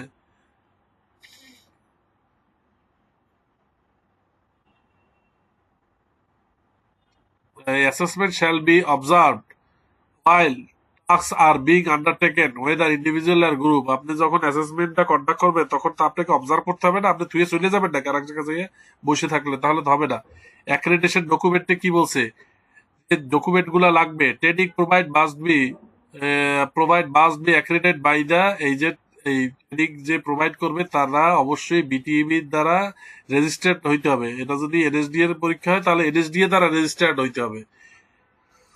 তারপর বলছে কি, the national qualification assurance body or the body is delegated authority for the quality assurance to conduct training and assessment against the unit of competency for the credit towards the award and any national qualification. Accreditation provide assessing against the unit of competency must meet the qualification assurance requirement set by the BTEB. BTEB যে quality assurance requirement set করছে তার এগেনস্টে আপনাকে এই unit of competency অনুযায়ী আপনাকে এই অ্যাসেসমেন্টটা পরিচালনা করতে হবে। তাহলে এরকম ভাবে আমি সব কিছু আমি পাবো। দেখেন আমার ক্লাসরুমের সাইজ কত হবে, এই সাইজ আমি কিন্তু পাবো হচ্ছে ক্যাডের মধ্যে, যে কোন ক্লাসরুমের কতটুকু সাইজ লাগবে। তাহলে আমরা এই যে সিএসটা দেখলাম, এটা একটা সিএস আমি এক্সট্রাক্ট করছি। এই যে আমাদের লেভেল, আমাদের যে ফোন নাম্বার সিবিএলএম এগেনস্টে যে use ICT facilities training teaching and learning, এইটাকে আপনার মনে করেন এই যে 45 ঘন্টারে ভাঙে ভেঙে ভেঙে ভেঙে ভেঙে ভেঙে বিভিন্ন মডিউলে এটাই করছে। হ্যাঁ, তো আমরা মোটামুটি আমাদের এই প্রেজেন্টেশনের শেষের দিকে চলে আসছি। আমি আমার সাধ্যমতো চেষ্টা করছি আপনাদের সাথে জিনিসগুলা নিয়ে শেয়ার করার। আপনি যদি কোথাও কোনো অস্পষ্টতা থাকে আমাকে শুধরে দেবেন এবং আপনাদেরই একজন হিসেবে আমাকে ক্ষমা করে দেবেন। আমরা সবাই মিলে টিবেটকে এগিয়ে নেওয়ার প্রচেষ্টায় ঐক্যবদ্ধ হই, আমরা যেন টিবেটটাকে অনেক সহজ করে তুলতে পারি এবং সবার কাছে টিবেটটাকে মানে একেবারে খুব সহজ আকারে তুলে ধরতে পারি। এই পুরো প্রচেষ্টায় আমরা দুইজন ছিলাম, মোহাম্মদ মাজদুল ইসলাম এবং রাজিয়া খান। আপনারা আমাদের জন্য দোয়া করবেন। আল্লাহ আমাদের এই কর্মকাণ্ডকে সাদকা জারিয়া হিসেবে কবুল করুক। আল্লাহ আপনাদের সাইয়াদ গুলোকে হাসানাত দ্বারা পূর্ণ করুক। আসসালামু আলাইকুম।